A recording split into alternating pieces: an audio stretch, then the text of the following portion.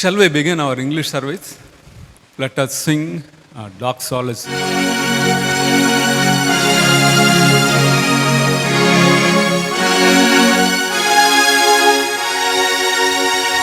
Praise God from whom all blessings flow. Praise Him, all creatures below. Praise Him above ye heavenly hosts. Praise God the Son and Holy Ghost. Amen.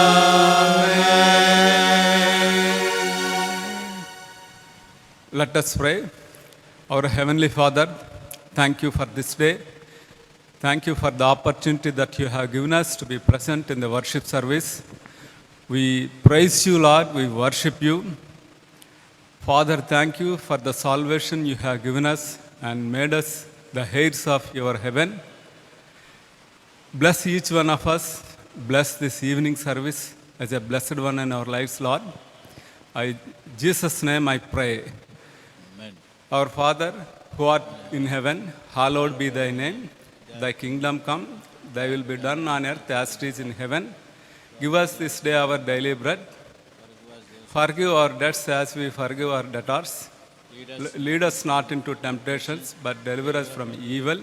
Thine is the kingdom, the power and the glory, forever and ever. Amen. Shall we sing a song number 28, Blessed Assurance, from the songbook.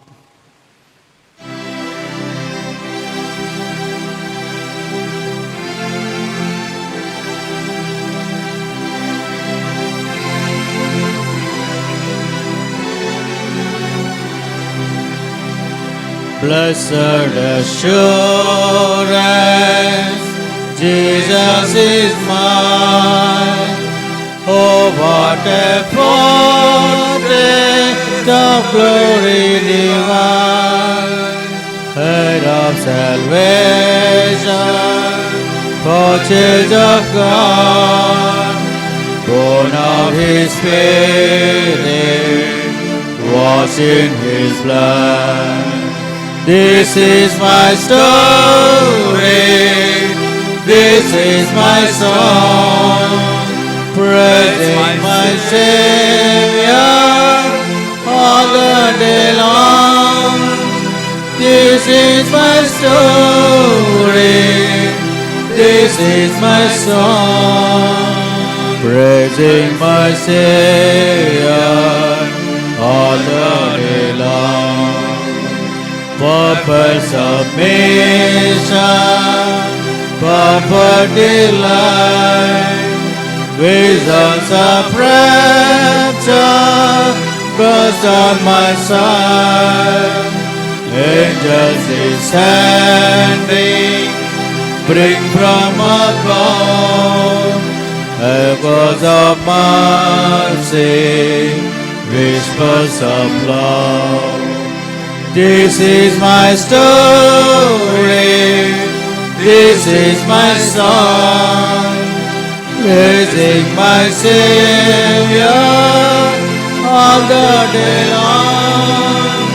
This is my story, this is my song, praising my Savior all the day long. Purpose of mission, all is at rest. I in my Savior am happy and glad, watching and waiting, looking above, filled with His goodness, lost in His love. This is my story, this is my song, praising my Savior all the day long. This is my story. This is my song, praising my Savior all the day long. Please be seated. Today's scripture portion is taken from Romans 6th chapter, verses 5th to 12th. I request Brother Vijay Kumar, please come and read our scripture portion. In this Holy Sunday, the scripture portion is the book of Romans, chapter 6, verse 6 to 14. Knowing this, that our old man is crucified with him, that the body of sin might be destroyed, that henceforth we should not serve sin. For he that is dead freed from sin. Now if we dead with Christ, we believe that we shall also live with him, knowing that Christ being raised from the death dieth no more, death hath no more domination over him. For in that he died unto sin once, but in that he liveth unto God. Likewise reckon ye also yourselves to be dead indeed unto sin, but alive unto God through Jesus Christ in our Lord. Let not sin therefore reason in your mortal body, that we should obey it in the lusts thereof. Neither yield your members as instruments of unrighteousness unto sin, but yield yourselves unto God as those that are alive from the dead, and your members as instruments of righteousness unto God. For sin shall not have domination over you, for you are not under the law, but under grace. Let us pray. Our Heavenly Father, thank you for this day. Thank you for the opportunity that you have given us to be present here in the worship service. We praise you. We worship you, Lord. Yes, you are a holy one and a loving God. Father, thank you for the protection you have given us from the coronavirus in these pandemic situations. Father, thank you for the salvation you have given us and made us heirs of your heaven. Once again, we commit ourselves into your hands, Lord. Cleanse us with precious blood, O Lord. Your mercy be upon us, Lord. We also thank you, Father, for the marvelous things you have done in our lives and your faithfulness in our day-to-day lives, Lord. Father, thank you for the online service we could able to run successfully, and we pray for Madhu Babu, who is helping us in recording this online service, Lord. We pray for our pastors, Reverend Moses Kumar and Reverend Ranjit Kumar and their families, Lord. Protect them and make them as a channel of blessing to our church, and fill them with thy spirit, Lord. We also pray for our Sunday school children, who are your gifts and heritage, and nurture them and keep them with good health, Lord. We also pray for our sexton Arjun, sound operator Nani and Bhaskar Rao. Protect them, Lord, while they are rendering their services to our church. We also pray for our Sunday school teachers who are committing themselves to train the children. Bless them, Lord, and meet their every need, O Lord. We also pray for our CE Senior Advisor Rajendra Kumar and its members. Bless them, Lord, and fill them with thy spirit and knowledge. We also pray for our youth in our church. Help them, Lord, to have a born-again experience.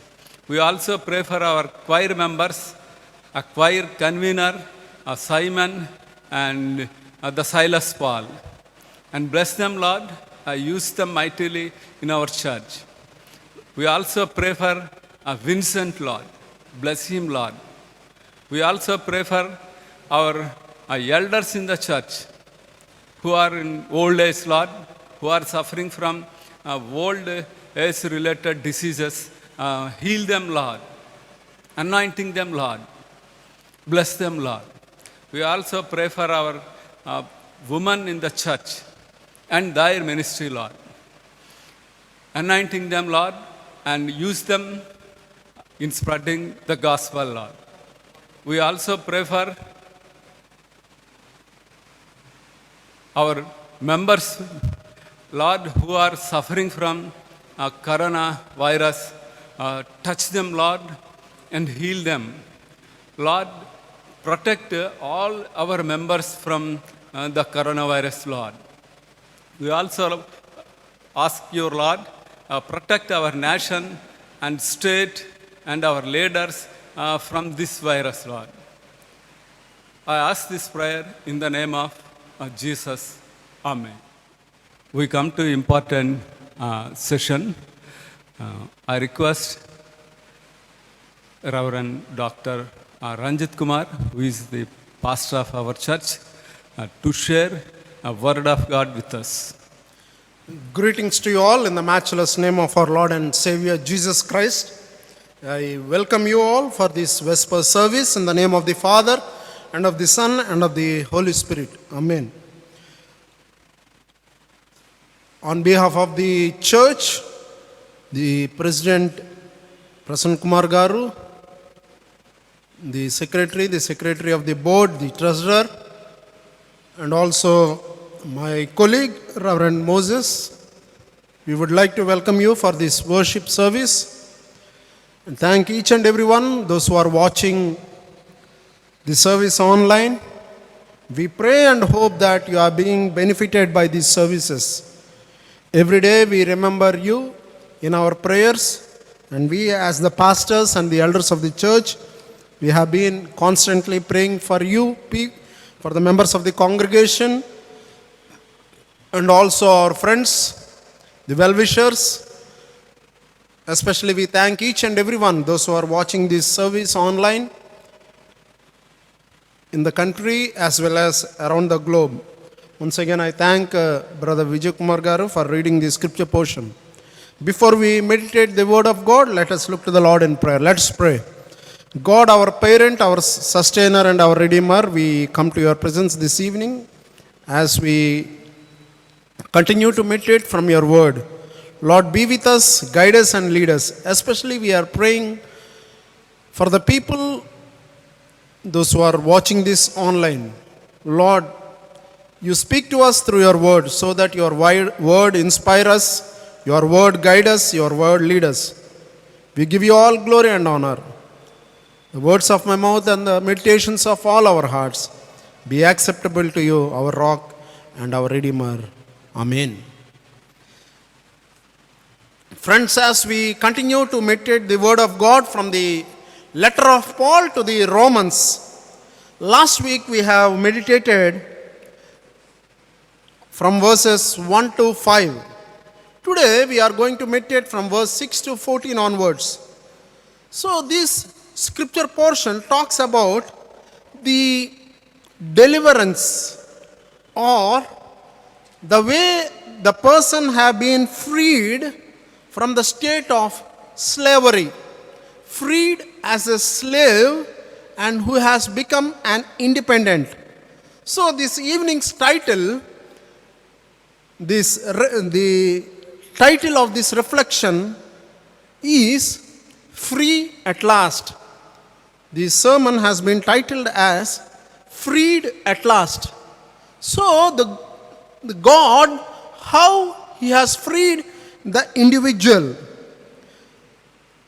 If suppose a person who has been convicted of his wrongdoing, suppose a person is in a jail, he has been imprisoned, and finally the judgment comes saying that the person is found without, or he is freed from the allegation that has been made against him, because he has been saved from his guilt. Suppose the court gives a judgment and the judgment copy goes to the prison, and where the prison authorities take up the copy and read it and says to the person who is convicted or who is imprisoned, and they say him that you are free, because it is said that you are no longer treated here as a convict, or you are no longer treated here as a person who has committed something against the law of the government. So how that person feels, that is very important. So with this background, let us look into the text. The title says that freed at last. Freed at last. So as we read the scripture from verses 6 onwards, so the verse 6 is very interestingly starting. Let me read it for you. We know that our old self was crucified with him so that the body of sin might be destroyed and we might no longer be enslaved to sin. I read it for you again. We know that our old self was being crucified. Knowing is the word that used here in verse 6. This word means that, knowing means that it says that you know the incident or you know what has happened with your personal experience. So knowing that what had happened, and here it says that to be free, there are some things that we need to know for sure. So as we go on, we find some very interesting things. So that verses 6 and 7 talks about our past history. Verses 6 and 7 talks about the past history. Let me read these verses for you. We know that our old self was crucified with Jesus so that the body of sin might be destroyed and we might no longer be enslaved to the sinful nature. For whoever has died is freed from sin. So verse 6 and 7 talks about the truth of the past, what we are in the past. So verse 6 says about the reality of our death. The reality of our death. This verse clearly tells us that uncertain terms that we are crucified with Christ. That is, when Jesus died on the cross, the old man or the old sin died with Jesus. Our old fleshly nature was forever put to death on the cross. This is a fact, and this is the tense that is used here in this verse is the one that implies an event that transpired at some point of time in the past, which has happened long back, and it is complete forever. It will not repeat again and again. Once it is done forever. So, but the results of that event continues on even in the future also.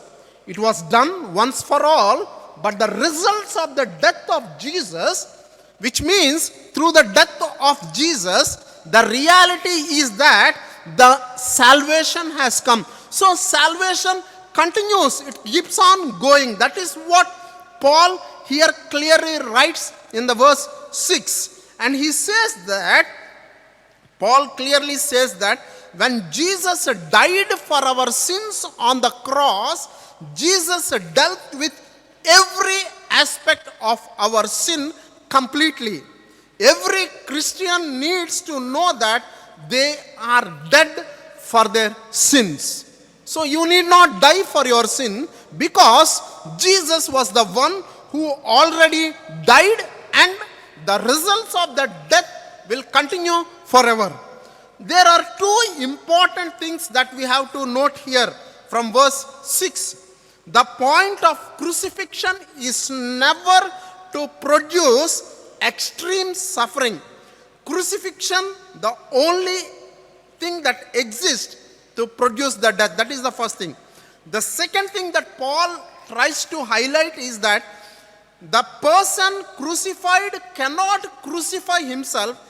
Crucifixion must always be inflicted by another. So I cannot crucify myself, but I am saved through the crucifixion of Jesus Christ. That is very important. So we are saved by the death, by the penalty of death of Jesus. So that is what Paul tries to highlight in verse 6.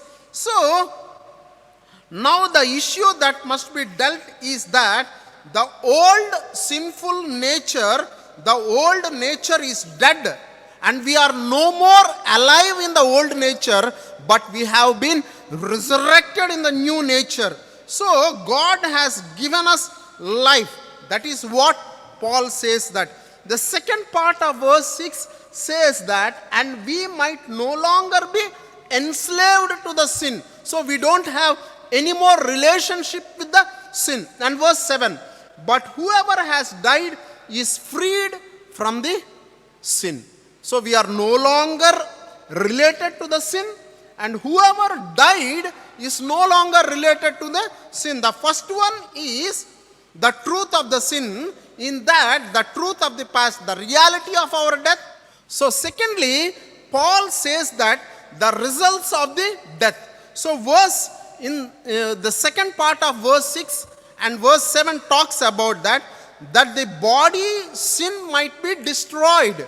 So ineffective. This means that the old sinful nature has been rendered ineffective, and also he says that it has been destroyed. The word destroyed here means that it has been destroyed and we got a complete new life. So God has made us new with this. So the things that Paul wanted to highlight in verse 6 and verse 7, he talked about the past. In that, Paul clearly says about the reality of death. And secondly, he says that the results of the death. Coming to the second part of the here Paul clearly says that we should never, or we should not serve the sin. We should not serve the sin. That is what Paul clearly says to us. So as we go on, for whoever has died, he is freed from the sin. So we should not be in the process of serving the sin. It is very interesting. So the results of this death of the old nature is that we are free from the wicked influences of our life. The old nature has been left out, and we have achieved the new nature. And what Paul says here is that we should experience the true spiritual freedom. Very interestingly, Paul brings a new concept, and he says that new spiritual freedom. The freedom is new, and which talks about the spirituality. Again, Paul uses a analogy of death to illustrate the truth that we are dead or we have died to the sin. A dead man wants nothing because he or she in a situation where they cannot think of themselves because they completely lose of their control and they don't have life. So Paul here says that in verse 7, he says that for whoever has died is freed from the sin. So the sin doesn't stick to his or her body. So nothing is understood about them. So that is what Paul clearly says. The second insight, the first insight is that the truth of our past, and secondly, Paul from verses 8 to 10 talks about the truth of our position. Coming to the past, he comes to the present situation. And verse 8 talks about our placement in Christ. Let me read it for you. Verse 8. But if we have died with Christ, we believe that we will also live with him. So verse 8 clearly talks about the placement in Christ. What is our position in Christ? We need to understand that we who died with Christ on the Calvary also rose along with him on the day of resurrection, which means our old has been buried and we have got a new status. When he died, we also died, and when Jesus arose, we also arose, and we are in him, and through which we have been made a new creation. Very interestingly, Paul writes these words to the church in Rome, because the Romans, the believers in Rome, are living without any kind of aspiration or without any kind of hope. That is the reason why Paul here clearly says that our death is death, but the resurrection of Christ has brought us the new life. Secondly, the truth of our position talks about our pattern in Christ. Verses 9 and 10. Let me read it for you. Verses 9 and 10. We know that Christ, being raised from the death, will never die again. Death no longer has dominion over Christ. The death he died to sin once for all. But the life he lives for the God. So the pattern in Christ, here Paul clearly says that just as Jesus enjoys permanent victory over the grave, and verse 7 of Hebrews, chapter 7 verse 25 of Hebrews says that the believer enjoys the permanent victory over the sin. That is the reason why he raised, "O death, where is your sting? O death, where is your victory?" We have been given the privilege of living a victorious life by the power of resurrection. The power of resurrection of Jesus Christ have given us the courage, or the power of Jesus' resurrection has given us a status in the society, a position in the society, a position in his kingdom, that we are no longer dead, but we are a people of having the victorious life. So coming from the truth of the past, we have come to the truth of our position. Finally, from verses 11 to 14, Paul talks about the truth of the potentiality. The truth of the potentiality. So verse 11, where Paul says that, "So you also maybe consider yourselves dead to sin and to live and alive to God in Jesus Christ." So here, verse 11, Paul talks about the reckoning. So what does it mean to us? It is the truth that we died with Jesus, and then the account of our death to sin. So here Paul reminds, saying that, "So you also must consider yourself dead to sin." He's saying dead to sin. So you should not have any more sin in your life. And the thing that makes us alive in this world is that, or the things that make us to be as his creatures in this world are the word of God, the work of God, the worship of God, the will of God, and the ways of God. So in nutshell, we can call it as, in theology it is called as the person and work of Christ. The person and the work of Christ is that which makes us to think, which makes us to live, which makes us to say that we are dead to sin and alive to God.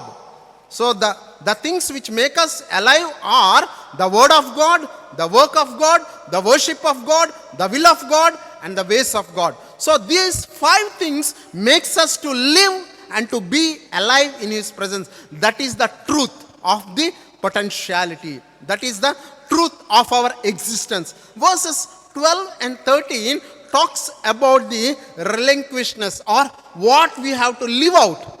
What we have to live out. Verse 12 and 13. Let me read it for you.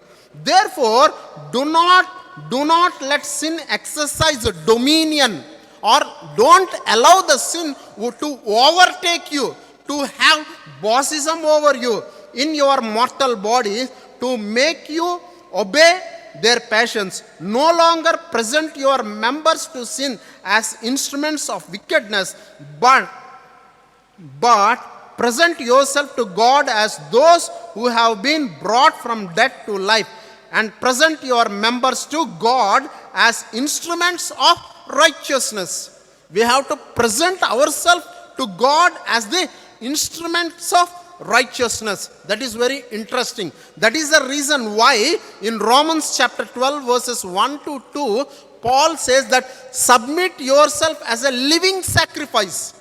Submit yourself as a living sacrifice. That is very interestingly, Paul says, I appeal to you therefore, brothers and sisters, by the mercies of God, to present your bodies as a living sacrifice. So here, this verse 11 and 12, verses 12 and 13 talks about do not have this sin dominion over you, so that when the sin will not have the dominion over us, is that when we submit ourselves to God as a living sacrifice. We have to submit ourselves to God as a living sacrifice. That is what Paul very extraordinarily says to the church in Rome, because they are having a double-mindedness, whether to live with God or whether they are having a doubt whether their sins are forgiven. That is the reason why Paul advises them to submit themselves as a living sacrifice for God. So verses 12 and 13 talks about living out. Leave out, left over. So if you leave out, once you leave something which doesn't matches us, or once which doesn't suits us, we will never turn towards that. Once it is left for all. Finally, verse 14 talks about for sin will have no dominion over us, since you are not under law but under grace. No more under the law, you are under the grace. Very, very interestingly, Paul brings both the issues, the issue of law as well as the issue of grace. It is through grace we are justified. That is the very important verse that we find in Romans, and which shook the entire church. The birth of the Protestant church came from that passage.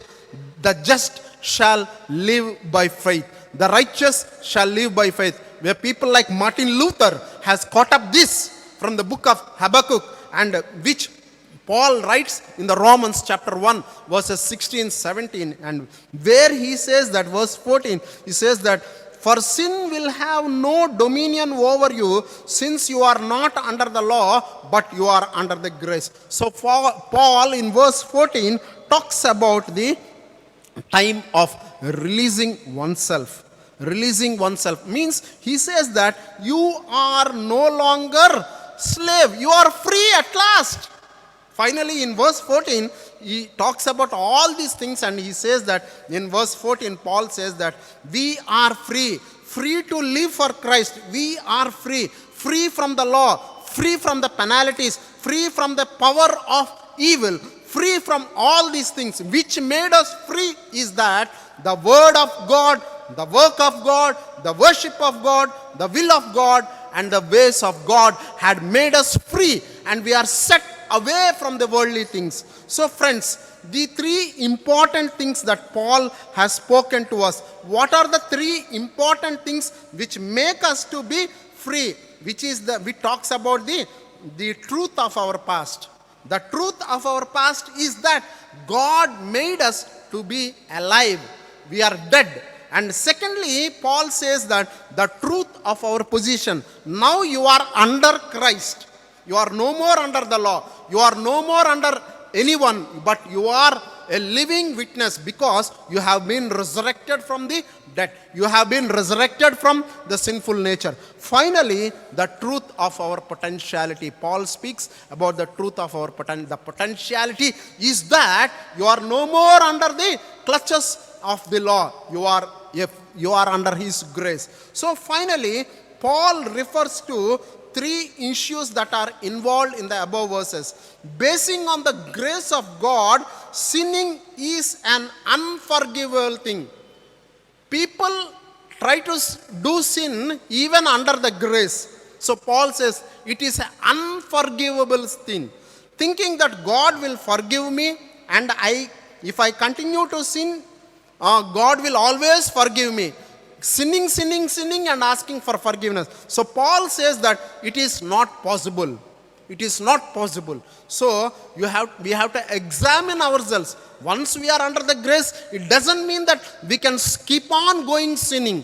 What I mean here, sin is going against the will of God. We sometimes get away from our things. We get away from the word of God, get away from the worship of God, get away from the will of God, get away from the ways of God, and we think that we are going and we can come back to God because God is very lovable. God loves the world. So that is so Paul says that it is impossible. Secondly, Paul says that those who come into faith of Christ should adopt a new life. They are dead once for all in the old life. People come to Christ, but they don't want to live the old life, their old passions, their old desires, their old sinful life. But Paul says that live because you are set free. Finally, he says that believers should be united with Christ. Believers should imitate Christ. Believers should be united with Christ, and believers should be imitated with Christ. So Paul says these three things. We have to live because we have been set. As I said in the beginning of this sermon, we are freed at last. When we are freed is that God freed us by giving us his salvation. God freed us by teaching us his word. God freed us by making us to work with him. God freed us by making him to worship, by making us to worship him. God freed us by making us to know his will. God freed us by making us to know his ways. So these 5 important things we have to follow. When we follow, we will be freed at last. We have to follow the word of God. We have to follow the work of God. We have to worship God. That is the reason. God is spirit. Those who worship him should worship him with spirit and truth. That is what God said in the book of John, the gospel according to John. Finally, we should walk in the ways of God. And God says that your ways are not my ways. My ways are very different. But here, people, although they come to God, they don't leave the past. But God says that you are here, we are here. All that is just because of the grace. During this pandemic situation, God is helping us. God is guiding us. We are freed at last just because of the grace of God. We are freed. We have been resurrected in Christ because we are following the word of God. We are following the ways of God. We are worshiping God, and we know the will of God, and finally we walk in the ways of God. So friends, let us examine where we stand. Let us examine where we stand. Finally, in verse 14, Paul clearly says that, you are no longer under the law, but you are under the grace. The grace, the word grace, G-R-A-C-E, grace. God's rewards at Christ's expenses.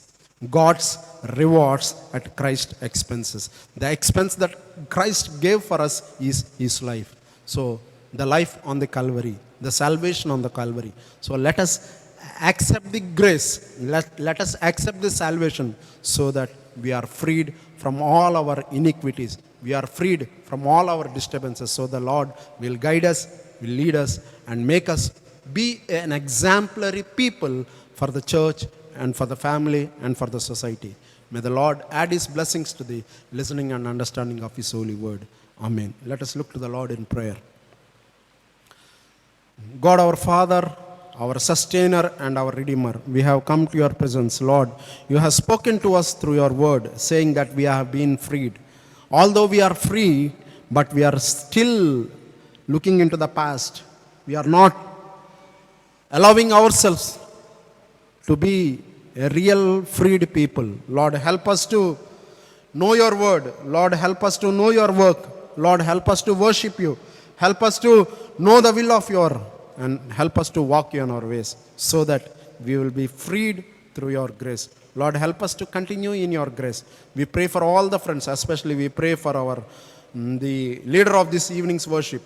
We bless him, guide him, and lead him. We also pray for our church elders, the executive, the council, and all the people. We pray for the ministry that is being done through the church.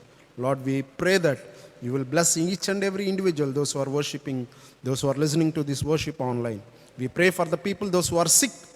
Lord, we ask your healing touch to be with them, heal them, and give them speedy recovery. Thank you for making us be alive in this world. It is just because of your grace, not our merit. So that we continue in your grace, so that we live and we are set. We are the people, those who are set free in this world. Lord, thank you for the word that has come to us. As we depart from this place, Lord, we ask your holy presence to be with us. Guide us and lead us. We ask this prayer in the matchless name of our Lord and Savior, Jesus Christ. Amen. May the grace of our Lord Jesus Christ, the love of the Father, and the comforting guidance of the Holy Spirit rest and abide with us now and forevermore. Amen. Thank you. God bless you.